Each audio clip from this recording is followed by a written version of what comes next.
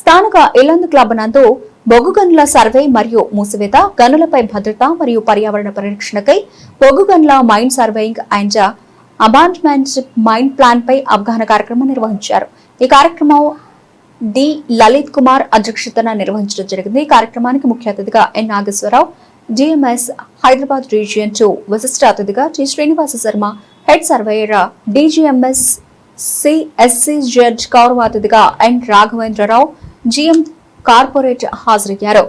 మొదట సింగరేణిలో విధులు నిర్వహిస్తూ విలువైన ప్రాణాలు కోల్పోయిన ఉద్యోగుల జ్ఞాపకాలతో 1 నిమిషం మౌనం పాటించారు. చేయకపోతారు. Accidents, major accidents, bad accidents, disasters అన్నీ కూడా రిపిటేషన్ అయ్యే అవకాశం ఉంది. కాబట్టి సర్వేయర్గా ఈరోజు కార్యక్రమం ఏంటంటే సర్వేయర్ బాధ్యతల్ని మనం గుర్తు చేసుకోవడానికి వచ్చింది. కాబట్టి సర్వేస్ కరెక్ట్ చేస్తే అవి చాలా వరకు ఇలాంటి యాక్సిడెంట్స్ ఏదైతే ముందు అనుకున్నాం ఫైర్, వాటర్ గెలవచ్చని నేను బలంగా నమ్ముతున్నాను. కాబట్టి ఈ సదవకాశాన్ని మీరందరూ ఈ సర్వే ఆఫీసర్ గారు ఉన్నారు, సర్వేయర్ గారు ఉన్నారు. సో మీరు ప్రజెంటేషన్ కూడా ఉన్నది. మన ఊరు నుంచి డిజిఎం గారు కూడా వచ్చారు. వారు కూడా మైన్ సర్వేయింగ్ ప్రాక్టీసెస్ మీద రిక్వెస్ట్ చేసినాం ఒక పీపీటీ అని. సో చక్కగా ఇవన్నీ ఫ్రెషర్స్ ఏమైనా ఉంటే వాళ్ళు కూడా ఇందులో మనం సిగ్గుపడాల్సిన పని లేదు. తెలియని సబ్జెక్టు నేనైనా తెలుసుకుంటాను, అలా డౌటే లేదు. కాబట్టి మళ్ళీ బేసిక్ కాడ నుంచి తెలిసిన వాటిని కూడా క్షుణ్ణంగా నోట్ చేసుకొని ఎస్డిఎల్స్ ఇంట్రడ్యూస్ చేస్తున్న క్రమంలో 2000వ సంవత్సరంలో ఆ ప్రాంతంలో కొత్తగా ఎస్డిఎల్స్ వచ్చినాయి. ప్రతి మైన్లో కూడా మెజారిటీ మైన్స్లో ఎస్డిఎల్స్ పెడుతున్న క్రమంలో ఇన్సెంటివ్ స్కీమ్స్ కూడా పెట్టారు. ఆ పెట్టిన క్రమంలో ఆఫీసర్ దగ్గర నుంచి జిఎం గారి దగ్గర నుంచి జనరల్ మజ్దూర్ వరకు కూడా ఇన్సెంటివ్స్ వర్తించినాయి. అవునా కాదు? ఫస్ట్ షిఫ్ట్లో ఏజెంట్ గారు ఉంటారు, మేనేజర్ ఉంటాడు, షిఫ్ట్ ఇన్ఛార్జ్ ఉంటాడు, సేఫ్టీ ఆఫీసర్ ఉంటాడు, వెంటిలేషన్ ఆఫీసర్ ఉంటాడు. ఫస్ట్ షిఫ్ట్లో ఎలాంటి అంటే ప్రొడక్షన్ విషయంలో పొరపాటు చేయడానికి కుదరదు. బ్యాక్ షిఫ్ట్లో ఏం చేసేది తెలుసా? బ్యాక్ షిఫ్ట్లో సర్దార్ది రాజ్యం, ఓవర్ మ్యాన్దే రాజ్యం. అండర్ మేనేజర్ ఎప్పుడో ఒకసారి ఒక చుక్క రేపేటట్టు ఒక అర్ధగంట ఒక డిస్ట్రిక్ట్ పోయేస్తారు. ఈ లోపల జరగాల్సిందంతా జరిగిపోతుంది. ఏం జరుగుతుందంటే బొగ్గు రావడం కోసం సర్దారు ఓన్ రిస్క్ తీసుకొని ఉద్దన్న బంధుగురాలు కూడా ప్లాస్టింగ్ చేసి మళ్ళీ ఏం చేస్తారంటే రూబోల్ట్ ముక్క వేసి అడ్డం పెట్టేసి నేనేం చేయలేదు అన్నట్టు వచ్చేస్తారు. మళ్ళీ సెకండ్ షిఫ్ట్ ఎట్లా చేసిందని 2 బ్లాస్టులు చేస్తే, నైట్ షిఫ్ట్ పోయి వాడకు 2 బ్లాస్టులు చేస్తే ప్రోగ్రెస్ ఎంత వచ్చింది? ఒక 5-6 మీటర్లు వస్తుంది. పొద్దున వచ్చి సర్వేర్ ఇవ్వని ముట్టుకున్న సర్వేర్ మాట ఎవడు ఇంటాడు కాదు. ఎందుకు అంటే అటు మేనేజర్ కానీ సేఫ్టీ ఆఫీసర్ కానీ బొగ్గు కావాల్సిందే, ప్రొడక్షన్ కావాల్సిందే. ఇటు సర్వే చెప్తుంటే అటు పక్క నుండి సరే అట్లయిందా సార్ చూద్దామని అట్లేదు ఒక లెటర్ ఇచ్చిన పాపం కూడా పోలేదు.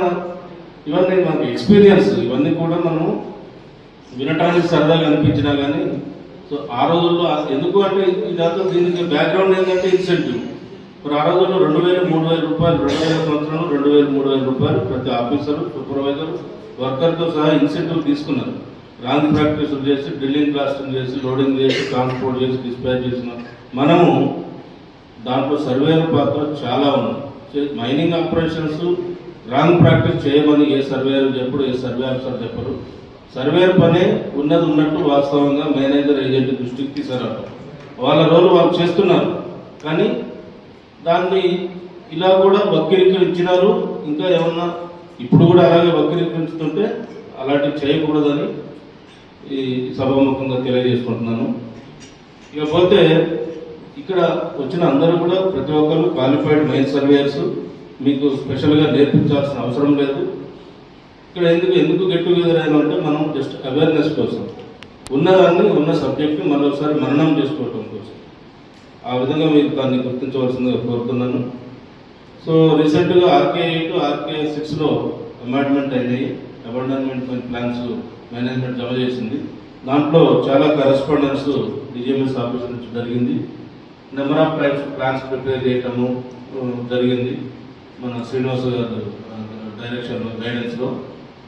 సో దానిలో భాగంగా DDG గారు రిపోర్ట్ అప్రూవ్ చేస్తున్న క్రమంలో మరొకసారి సింగరేణి మొత్తానికి సెంట్రలైజ్డ్ అవేర్నెస్ ప్రోగ్రామ్ పెడితే బాగుంటుందని ఆయన అభిప్రాయపడటంతో మేము ఇది ప్లాన్ చేసి సింగరేణి మొత్తం తరఫున అందరిని పిలవాలని సాయిబాబు గారికి, డైరెక్టర్ ఓబీ గారికి, డైరెక్టర్ పిబి గారికి, లలిత్ కుమార్ గారికి చెప్పడం జరిగింది.